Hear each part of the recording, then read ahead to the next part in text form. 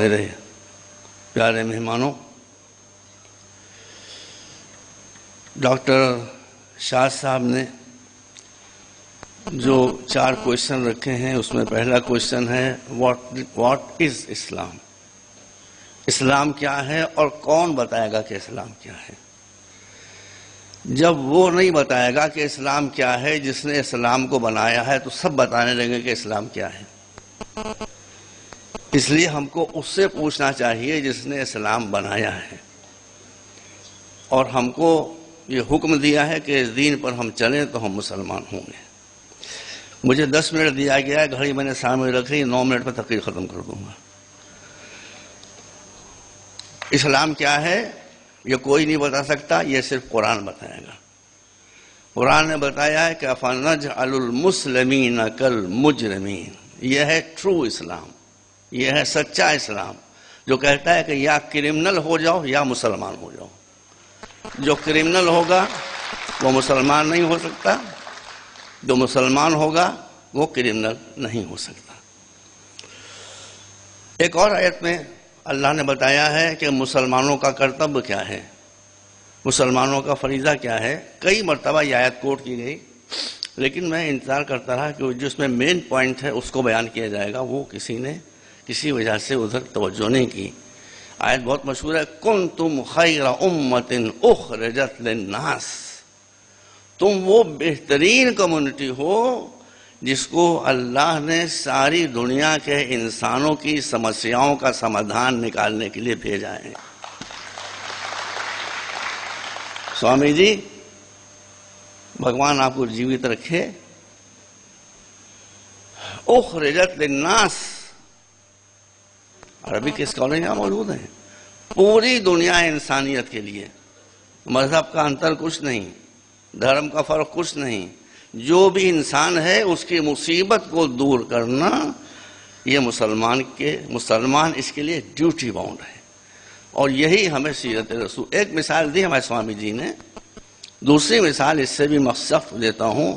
اب میں ہر بات تو نہیں کہہ سکتا، میں وقت کی بہت پابندی کرتا ہوں، کہ رسول جب مکے میں فاتحانہ انداز سے داخل ہوئے ہیں، وہاں کے لوگ مشرک تھے، ہندو مورتی پوجا نہیں کرتے، پتا ہے میں نے سوامی جی کو پڑھا ہے اچھی طرح سے، وہ ہندو میجورٹی وہ پوجا نہیں کرتے، جو کرتے ہیں اس کا بھی عرص جو ہے وہ دوسرا ہے، اس کے بیان کرنے کا یہاں موقع نہیں ہے، لیکن وہ واقعی مورتی پوجا کرتے تھے۔ مورتی پوجا کو اسلام سہن نہیں کرتا، ایک بات یاد رکھیے، مورتی پوجا کو اسلام سہن نہیں کرتا، مگر مورتی پوجا کرنے والوں کو سہن کرتا ہے۔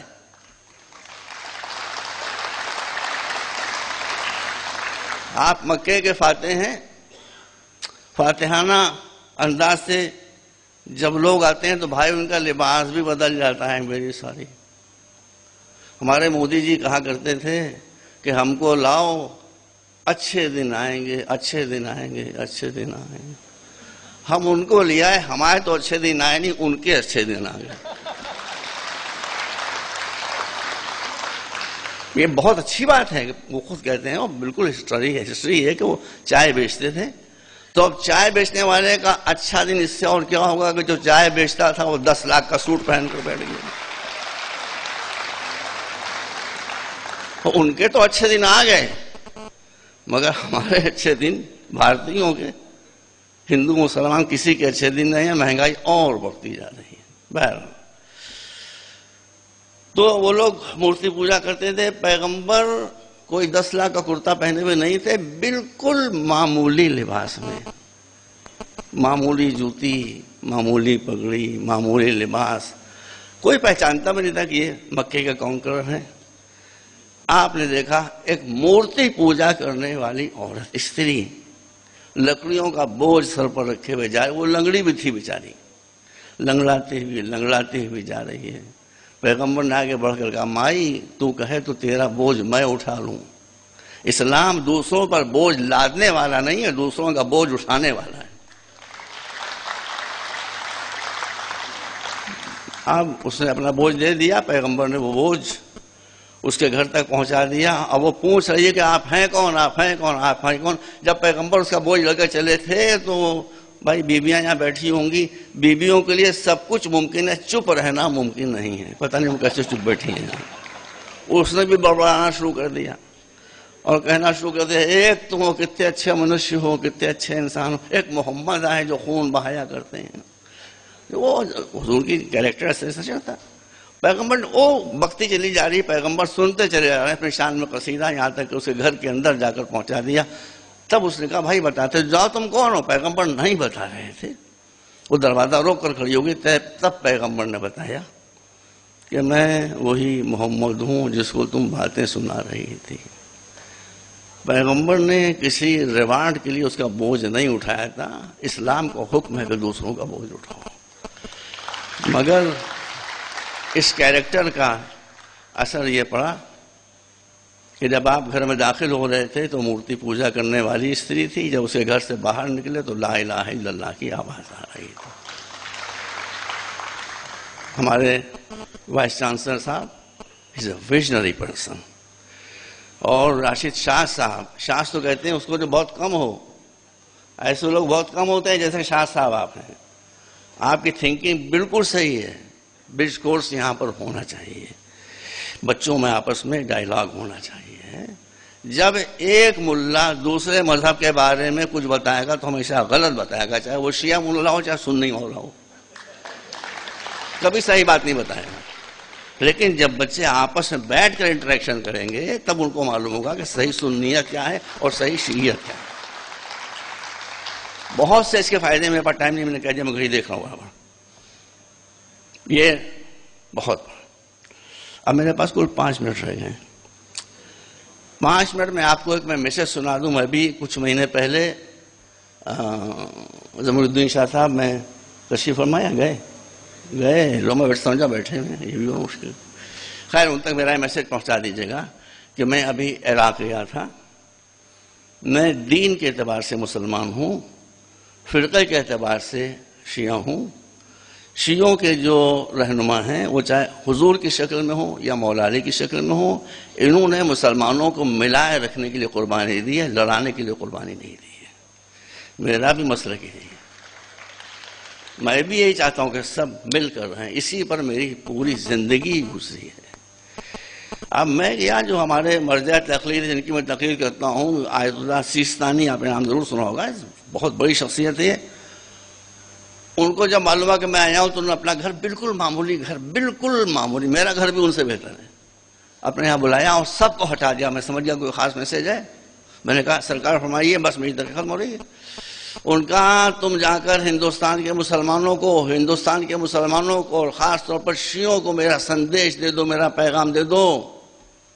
شیعوں کو خاص طور پر پیغام دے دو اور عام مسلمانوں کو دے دو کہ وہ آپس میں لڑیں نہیں.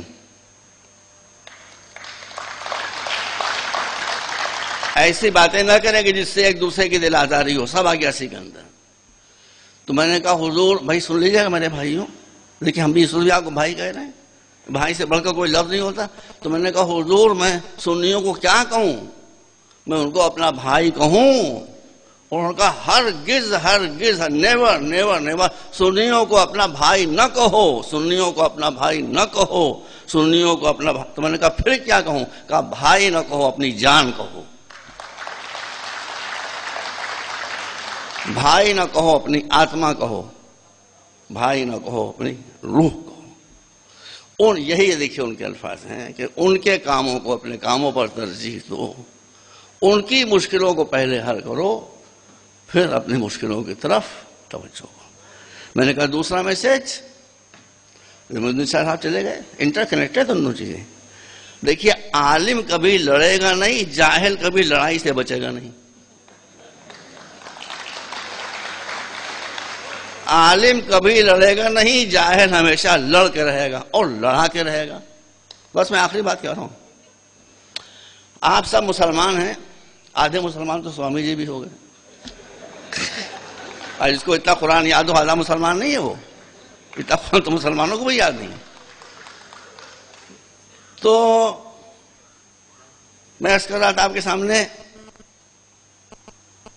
اسلام چاہتا ہے کہ سب مل کر رہیں، مگر میں نے عرض کیا کہ جاہل بغیر لڑے نہیں رہ سکتا ہے۔ اس لیے ایک عالم دین کا، بھائی شاہ صاحب اللہ کو سلامت رکھے، ایک عالم دین کا، آپ سوچ سکتے ہیں کہ ایک عالم دین جو پگڑی باندھے ہوئے بڑی سی ڈاڑھی رکھے وہ یہ بات کہے گا؟ کہا ہندوستان کے مسلمانوں کو جا کر میرا میسج دے دو کہ وہ ماڈرن ایجوکیشن کو ٹاپ پرائرٹی دیں۔ یہ ایک عالم دین کا، آپ سے چیک کر لیجیے، انہوں نے مجھے حکم دیا کہ میں بات سننی اور شیعوں سب تک پہنچاؤں، ماڈرن ایجوکیشن کو ٹاپ پرائرٹی دیں، اس لیے کہ ایجوکیشن از پاور۔ جس کے پاس پاور نہیں ہوتی اس کو زمانہ نوچ کر کھسوٹ کر ختم کر دیا کرتا ہے۔ تو میں نے کہا دینی تعلیم حاصل نہ کریں، کہنے تم دینی تعلیم کا مطلب ہی نہیں سمجھتے ہو۔ سن لیجیے، مجھ سے کہوں، میں قبول کرتا ہوں۔ کہا تم دینی تعلیم کا مطلب ہی، تم سمجھتے ہو کہ کوئی مدرسے میں جائے گا تو دینی تعلیم حاصل کرے گا، کوئی یونیورسٹی میں آئے گا تو دنیاوی تعلیم حاصل کرے گا؟ یہ نہیں ہے۔ سبجیکٹ، کیا پیاری بات کہی، سبجیکٹ سے دین اور دنیا کا فرق نہیں کیا جاتا، نیت سے کیا جاتا ہے۔ کوئی بھی نالج ہو، اگر اس کے ذریعے تم ایکسپلائٹیشن کر رہے ہو لوگوں کا، چاہے وہ قرآن کی تفسیر ہو، چاہے حدیث ہو یا کچھ ہو، اگر تم اس سے لوگوں کا شوشن کر رہے ہو، ایکسپلائٹیشن کر رہے ہو، وہ دنیا ہے، سائنس ہو، ٹیکنالوجی ہو، اس سے دنیا کی مصیبتیں دور کر رہے ہو، تو دین ہے، دنیا نہیں ہے۔ اس لیے میں نے اپنے مرجع تقریر کا پیغام آپ تک پہنچا دیا۔ میری آپ حضرات سے گزارش ہے، ان دونوں باتوں کو یاد رکھیے، لڑنا بند کیجیے۔ یہ جو ہم کہہ رہے ہیں کہ شیعہ سنی ایک ہو جائیں، سوامی جی آپ کرپا کر کے ہماری بات سنیے، ہم شیعہ سنی ایک اس لیے تھوڑی کرنے کہ آپ سے لڑیں گے آ کے، آپ سے لڑنا ہوتا تو ہم آپ کو یہاں بٹھاتے کیوں چاہتے؟ تو آپ سے ملنے کے لیے۔ لیکن طاقتور بھی جب طاقتور ہوتا ہے کسی سے ملتا ہے تو دوسرا بھی اس کو گلے سے لگاتا ہے۔ اس لیے فرسٹ پرائرٹی یہ ہے کہ آپ سارے مسلمانوں میں ایکتا پیدا کریں، کسی کے اگینسٹ نہیں، بلکہ فرسٹ اسٹیپ ٹوارڈز ہندو مسلم یونیورسٹی، انٹرفیتھ۔ اور دوسری بات یہ ہے کہ آپ سب کو آج کے زمانے میں اگر عزت حاصل کرنا ہے، سمان پراپت کرنا ہے، تو ماڈرن ایجوکیشن کو ٹاپ پرائرٹی دینا ہوگی۔ there is no way out۔ یہ بات آپ اچھی طرح سے اپنے ذہن نشین کر لیں۔ والسلام علیکم ورحمۃ اللہ وبرکاتہ۔ 9 منٹس۔